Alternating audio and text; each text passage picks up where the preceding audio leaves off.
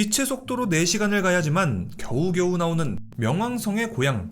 태양빛이 거의 닿지 않아서 정말 어둡고 추운 외딴 장소, 바로 카이퍼 벨트입니다.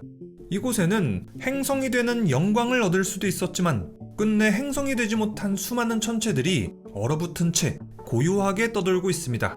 그런데 이 카이퍼 벨트까지 막상 여행을 가보면 나름대로 그곳만의 매력과 아름다움이 있습니다. 자, 오늘은 엉이호를 타고 카이퍼 벨트까지 떠나보자. 카이퍼 벨트는 해왕성 너머에 있는 얇고 넓은 원반을 말해요. 이 원반에는 물, 암모니아, 메탄 같은 휘발성 물질과 함께 얼음, 암석 파편, 미세한 가스가 뒤섞여 있어요. 태양계가 만들어질 당시 여러 물질들은 하나로 뭉쳐서 수금지와 목토천해와 같은 행성이 됐습니다. 또 달 같은 위성이나 기타 소천체가 되기도 했죠. 그런데 카이퍼 벨트에 있는 물질들은 하나로 뭉치지 못했습니다.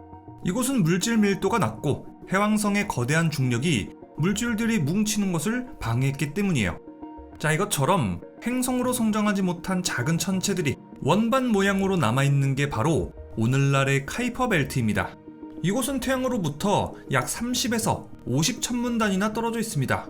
그러니까 대략 45억에서 75억 킬로미터나 떨어져 있는 거예요. 그만큼 멀기 때문에 카이퍼 벨트는 태양빛이 거의 닿지 않습니다. 이곳에 닿는 태양빛은 지구가 받는 양의 0.1% 수준에 불과하죠. 그만큼 춥기도 해요. 이곳의 온도는 영하 220에서 240도, 거의 절대 영도 근처입니다. 휘발성 가스조차 얼어붙는 온도죠. 이곳 카이퍼 벨트까지 우리가 직접 관측을 하러 가는 건 정말 쉽지 않아요. 가장 가까운 카이퍼 벨트 안쪽 30천문 단위 거리는 마하 2의 속도로 날고 있는 전투기를 타고 간다면 2000년이나 쉬지 않고 가야 돼요. 또 인류 최초로 달에 도착한 아폴로 11호의 속도로 간다면, 그러니까 시속 4만 킬로미터의 속도로 간다면 120년 이상을 가야 되는 거리예요. 그리고 빛의 속도로 여기까지 간다고 해도 4시간 하고도 9분이 걸리는 거리예요. 정말 한도 끝도 없이 달려가야지만 닿을 수 있는 곳이죠. 그런데 여러분들은 궁금하지 않으세요? 태양빛도 거의 닿지 않을 만큼 멀리 떨어져 있는 이 지역의 존재를 우리는 어떻게 알게 된 걸까? 자세히 한번 알아보자.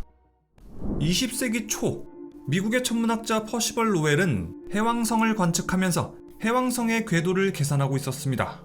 그런데 이거 해왕성의 궤도가 뭔가 조금 이상한데?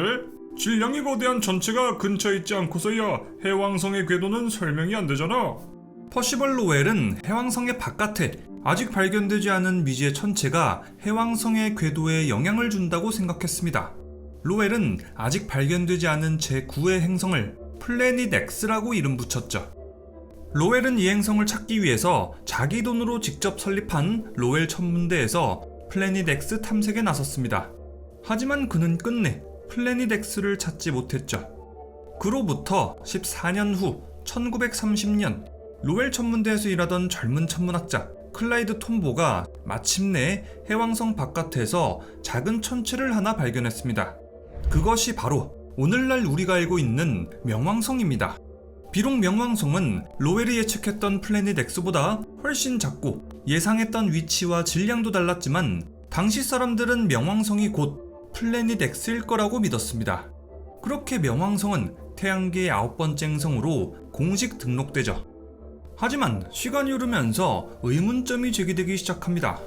명왕성은 너무 작은 데다가 궤도는 20률이 크고 공전면은 다른 행성들하고 비교하면 17도 이상 기울어져 있었고 해왕성과 3대2 궤도 공명을 이루면서 궤도가 겹치는 구간도 존재했습니다.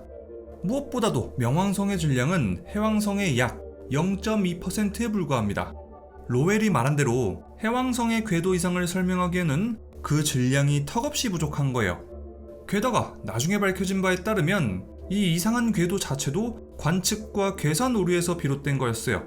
결국에 플래닛 X는 애초부터 존재하지 않았던 셈인 거죠. 그렇게 명왕성은 기존 8개 행성과는 전혀 다른 작고 기울어진 이상한 행성으로 평가받기 시작했습니다. 그리고 천문학자들은 다시금 생각하게 됐죠. 명왕성만 있는 게 아닐지도 몰라. 해왕성 바깥에도 비슷한 궤도와 성질을 가진 천체들이 더 있을 수 있어. 이런 생각은 사실 이전부터 존재했던 이론하고 맞물렸어요. 1940년에서 50년대 일부 과학자들은 태양계 외곽에 작은 얼음 천체들이 띠를 이루고 있을 것이라는 가설을 제시해 왔습니다.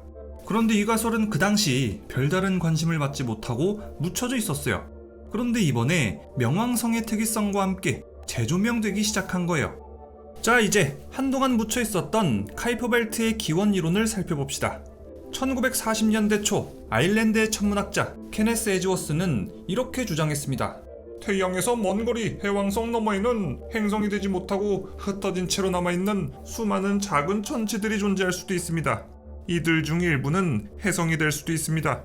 이것은 단순한 추정 같았지만 오늘날 카이퍼 벨트를 예견한 최초의 학자였죠. 1951년 네덜란드 출신의 미국 천문학자 제라드 카이퍼도 비슷한 주제를 다뤘습니다. 카이퍼는 이렇게 말했죠. 태양계 조기 해왕성 바깥에는 작은 얼음 천체들이 존재했을 수 있습니다. 하지만 해왕성의 중력 때문에 지금은 대부분 흩어졌거나 사라졌을 것입니다. 즉, 그는 현재 카이퍼 벨트의 존재 가능성에는 회의적이었어요. 그런데 아이러니하게도 우리는 지금 이 지역을 카이퍼 벨트라고 부르고 있죠. 사실 이 이론은 에지워스가 먼저 제안했기 때문에 오늘날 일부 학자들은 에지워스 카이퍼 벨트라는 명칭을 함께 사용하기도 해요. 1980년대 컴퓨터 기술의 발전과 함께 태양계 형성 과정을 시뮬레이션으로 재현하려는 시도가 활발해졌습니다. 이 중 하나가 바로 해성의 기원에 대한 재해석이죠. 1980년 훌리오 페르난데스는 짧은 주기로 태양을 도는 해성들, 즉 수십 년 안에 다시 돌아오는 단주기 해성들을 분석하면서 이런 의문을 던졌습니다. 이 해성들은 태양을 도는 경로가 거의 평평하고 다른 행성들하고 비슷한 평면 위에서 얌전히 돌고 있어요. 그런데 오르트 구름에서 오는 해성들은 보통 아무 방향에서나 마구 날아들거든요. 그렇다면 이 해성들은 다른 곳에서 온 게 아닐까요? 훌리오 페르난데스는 해왕성 바깥에 있는 평평한 천체띠, 즉 오늘날 우리가 말하는 카이퍼 벨트를 지목했어요. 바로 이곳에서 단주기 해성들이 온다고 생각한 거죠. 뒤이어 1988년 마틴 던컨, 토머스 퀸, 스코트 레메이는 이 이론을 정밀 시뮬레이션으로 강화했습니다.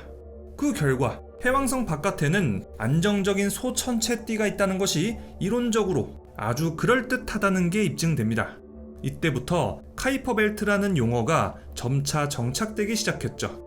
1992년 카이퍼 벨트 이론은 현실로 나타납니다.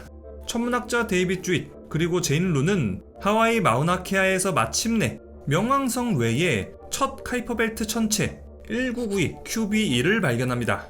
이론상으로만 존재하던 카이퍼 벨트의 실체가 역사상 처음으로 관측된 순간이었죠. 그 이후에는 매년 수십 개, 수백 개의 카이퍼 벨트 천체들이 잇따라 발견됐습니다. 카이퍼 벨트는 이제 더 이상 가설이 아니라 태양계에 있는 확실한 구역이 된 거죠. 2005년 명왕성보다 질량이 25%가량 더 무겁고 크기는 명왕성하고 같거나 아주 약간 작은 천체 에리스가 발견됩니다. 에리스의 발견은 천문학계를 혼돈에 빠뜨렸어요. 이건 명왕성보다 더 큰데? 그럼 이것도 행성인가? 아니면 명왕성이 사실 행성이 아닌 건가? 방금 전에 설명했듯이 에리스는 명왕성보다는 무겁고 크기는 명왕성이랑 거의 비슷하죠. 그런데 만약에 이 에리스를 행성으로 인정한다면 앞으로 에리스나 명왕성하고 비슷한 천체들이 발견된다면 이것들을 전부 다 행성으로 인정해야 될 거예요. 그 당시 에리스 외에도 마케마케, 하우메아 등등 카이퍼 벨트에서 유사한 천체들이 속속 발견되던 중이었거든요. 이 상태에서 에리스를 행성으로 인정한다면 우리 태양계의 행성은 20개, 50개, 100개까지도 늘어날 수 있어요. 명확한 기준이 없다면 행성이 끊임없이 늘어나는 거죠. 결국 전세계 천문학자들은 에리스 사건을 계기로 행성이란 무엇인지 과학적으로 행성을 어떻게 정의할 것인지 공식적으로 처음 논의하게 됐습니다. 진짜 말 그대로 혼돈의 시대였어요. 결국 2006년 국제천문연맹 IAU는 행성의 정의를 다시 내렸습니다. 첫 번째, 태양을 공전해야 된다. 두 번째, 자체 중력으로 둥근 형태여야 한다. 세 번째, 주변 궤도 내에서 지배적인 위치에 있어야 한다. 명왕성은 첫 번째 그리고 두 번째 조건은 만족했지만 세 번째 조건은 만족하지 못했어요. 결국 명왕성은 외행성으로 재분류됐습니다. 에리스는 한 번도 행성이 되지 못하고 곧바로 외행성으로 분류됐어요. 이 사건은 훗날 명왕성 강등 사건으로 불리게 됩니다. 그리고 명왕성은 카이퍼 벨트의 대표 천체로 다시 자리매김했죠. 참고로 에리스는 고대 그리스 신화에서 불화 그리고 혼란의 여신이에요. 실제로 이 천체 하나 때문에 명왕성의 지위가 흔들리고 태양계 행성 기준이 바뀌었으니까 이름값 제대로 한 셈이에요. 2006년 인류는 마침내 직접 카이퍼 벨트로 향하기로 결심합니다. 나사의 탐사선 뉴 호라이즌스는 명왕성을 근접 탐사한 다음에 카이퍼 벨트 천체들을 직접 관측하는 임무를 부여받았습니다. 뉴 호라이즌스는 발사 당시 지구를 탈출한 탐사선 중에서 가장 빠른 탈출 속도를 기록했어요. 뉴 호라이즌스는 무려 초속 16.26km, 시속으로 따지면 약 58,500km의 속도로 지구를 탈출했습니다. 뉴 호라이즌스는 목성을 스윙바이에서 추가적인 속도를 얻었는데 그렇게 시속 약 72,000km의 속도로 명왕성을 향해 나아갔습니다. 덕분에 뉴 호라이즌스는 명왕성까지 가는 시간을 약 3년이나 단축할 수 있었죠. 2015년 7월 14일 뉴 호라이즌스는 명왕성에서 불과 약 12,000km의 거리로 근접 비행했습니다. 그리고 그 순간 인류 역사상 최초의 고해상도 명왕성 이미지가 전송됐습니다. 결과는 놀라웠습니다. 명왕성에는 스푸트니크 평원이라는 거대한 얼음질소 지형이 있었고 복잡하지만 아주 젊은 표면 지질이 있었고 푸른 대기도 갖고 있었죠. 그리고 명왕성은 카론, 닉스, 히드라, 케르베로스, 스틱스까지 5개나 되는 위성을 보유하고 있었습니다. 명왕성에 대한 관측은 놀라움의 연속이었어요. 처음에 천문학자들은 너무 어둡고 차가운 카이퍼 벨트에 명왕성이 있으니까 명왕성은 뭔가 죽어있는 얼음덩어리 천체라고 생각했었어요. 그런데 의외로 명왕성은 놀랍게도 살아 숨쉬는 역동적인 세계였던 거죠. 이 발견은 우리에게 중요한 메시지를 던졌습니다. 카이퍼 벨트는 그저 차가운 잔해가 아닐지도 모른다. 그 안엔 생각보다 더 복잡하고 놀라운 세계가 숨어 있을지도 모른다 라고 생각하게 된 과학자들이 많아졌거든요. 그래서 뉴 호라이즌스는 멈추지 않았습니다. 다음 목표는 바로 아로코스. 2019년 1월 1일 지구에서 약 65억 km 떨어진 거리에서 뉴 호라이즌스는 땅콩 모양의 이중천체 아로코스를 근접 통과했습니다. 아로코스는 태양계 초기 모습을 간직한 원시 천체예요. 이 천체는 아주 특이하게도 충돌 직후에도 깨지지 않았고 오히려 천천히 달라붙으면서 땅콩 모양처럼 만들어졌어요. 과학자들은 이 천체를 보고 우주에서 가장 로맨틱한 만남이라고 표현했습니다. 아로코스 탐사는 태양계 형성 이론에 아주 중요한 단서를 제공했습니다. 자, 지금부터는 카이퍼 벨트 관련 재미있는 TMI예요. 현재까지 공식적으로 확인된 카이퍼 벨트 천체는 무려 3,000개나 있어요.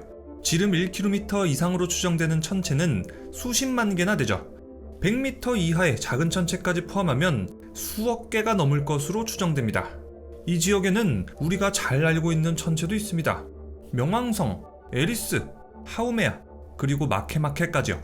이것들 외에도 수천 개의 천체들이 있고 새로운 외행성 후보들도 속속 발견되고 있습니다. 다음 TMI는 카이퍼 절벽이에요. 카이퍼 벨트는 일반적으로 30에서 50 천문 단위 범위의 천체들이 퍼져 있어요. 그런데 이 중간에서 이상한 현상이 발견됩니다. 약 47.8 천문 단위를 넘는 순간 천체들의 수가 갑자기 확 줄어드는 거예요. 마치 우주에 보이지 않는 절벽이 세워진 것처럼 그 너머에는 거의 아무것도 없는 듯한 상태예요. 과학자들은 이것을 카이퍼 절벽이라고 부릅니다. 이 절벽이 생기는 원인은 아직까지도 미스테리로 남아 있습니다. 다음 TMI, 카이퍼 벨트는 단순한 얼음 잔해지대가 아닙니다. 카이퍼 벨트는 단주기의 성의 고향이고 태양계가 만들어질 당시 원시 물질들이 그대로 남아있는 타임캡슐이에요. 그리고 태양계 안쪽 그리고 바깥쪽을 연결하는 중간 관문이죠. 또 일부 과학자들은 이 지역에 있는 해성들이 지구로 물 그리고 유기물을 가져왔을 가능성을 제기하고 있습니다. 즉 우리가 존재할 수 있었던 배경에 카이퍼 벨트가 한몫했을지도 모른다 라는 거죠. 다음 TMI, 카이퍼 벨트 안에는 여전히 이름조차 없는 천체들이 수천 개나 있습니다. 일부 과학자들은 이 카이퍼 벨트 안에 9번째 행성 플래닛 9이 숨어있는 거 아니냐 라고 주장하기도 합니다. 만약에 이 가설이 사실이라면 이 행성은 숨어서 카이퍼 벨트의 궤도에 영향을 주고 있을 겁니다.